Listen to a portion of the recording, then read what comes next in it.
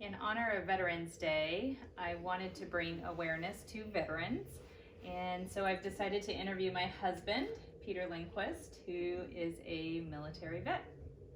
Hello, thank you for having me. Thank you for allowing me to interview you. Absolutely. So tell us, when and why did you decide to join the military? So I actually swore in on September 11th, 2002, year after the attacks. For myself, the attacks it changed the whole world in so many different ways, and I knew there was going to be a lot of tasks that took place after that, and I wanted to be a part of it and not sitting on the sidelines watching. It was a courageous decision. What branch did you choose to enlist in? So I went into the United States Marine Corps, Semper Fi, once a Marine, always a Marine. What was military life like? Very structured. A lot of getting yelled at first, but after boot camp, it's not that bad. You still get yelled at, but just not as much. Just the brotherhood. You're around these guys 24 hours a day, 7 days a week.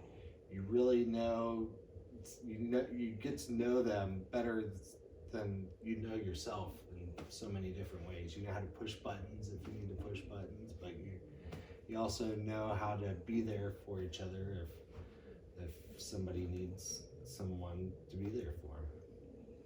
Sounds a lot like a family. It is a lot like a family. So what you just described all sounds very serious. Did you guys have any fun? Did you play any pranks on each other? Yeah, absolutely. Work hard, play harder. One prank, I guess you could say, that sticks with me to this day is when I first got to my unit in Okinawa, Japan. Went out, a couple of us new guys went out with the guys that have been there for a while. They fed us some sake, probably a little more sake than we should have had. Woke up the next morning, things not feeling too right, went to the docks, tried to get things checked out. He's laughing at me, not sure why. Come to find out, I have a new tattoo on my butt that says dork. But I'm not the only dork out there, so I don't feel that bad. I've actually been a part of helping some nerds become out there too, sir. So it goes around, comes around, I guess. True story, by the way. I'm married to a dork. Were you ever deployed, and if so, where? Yeah, I spent time over in Iraq, which was a life-changing experience. I was injured over there in the Humvee explosion, and it changed my life in many different ways.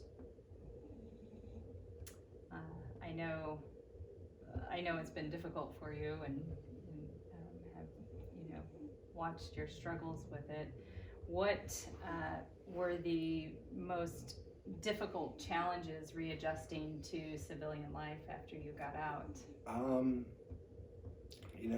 Just not even so much the physical stuff and the surgeries, but it's the mental stuff. It's kind of realizing something wasn't right, overcoming the part of actually asking for help. I think was the hardest thing to do, is admitting there's something wrong and asking somebody to help. And so I've done some inpatient PTSD programs, as you've been by my side for some of those, and as you know, it's a daily struggle. It's not something that goes away, but if you can learn your triggers and learn how to cope with it, you can get through it. What have been the most beneficial resources for you? Not just with the VA, but there's so many resources out there.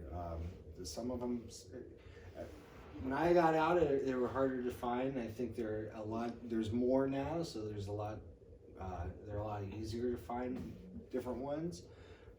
But the Semper Fi Fund, Wounded Warrior Regiment, both of those have helped me financially with like rent and stuff, or getting bills paid while I was in the hospital.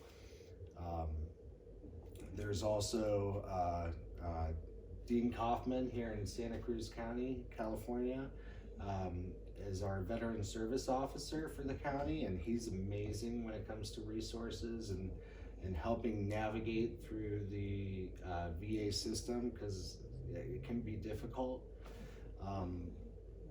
And you know, there's other programs out there. I just recently got involved with one called Vet MX. It's a motocross to get guys injured on the dirt bikes and to try to, you know, maybe forget about everything that's going on and just living in the moment, which I think is one of the biggest struggles with dealing with post-traumatic stress. Do you have any advice for other vets out there that may be struggling with PTSD and depression? Yeah, there's help out there, and there's help in many different ways, whether you want to do it through the VA or not through the VA. You know, it's just you gotta look for it. But you know, veterans, this is what it's all about, is veterans helping other veterans. And I guarantee you, if you ask a veteran, he might know something. Or yeah, there's a lot of resources out there that can help. I know for you it was difficult in the beginning to find those resources, because sometimes going through the channels you think are going to offer you that information, you know, it may not be available. So checking out the county resources, checking out some of the nonprofit organizations have been the most helpful for you. Yes, absolutely. And you would know, because it's not just the veterans who sacrifice, it's, you know, it's the family that sacrifices as well. So you know what it's like to live with me might not be as easy all the time, but thank you. Thank you. Well, I appreciate you doing this interview, and I just want you to know that you're brave and stronger than you think, and we love and respect you so much. Thank you.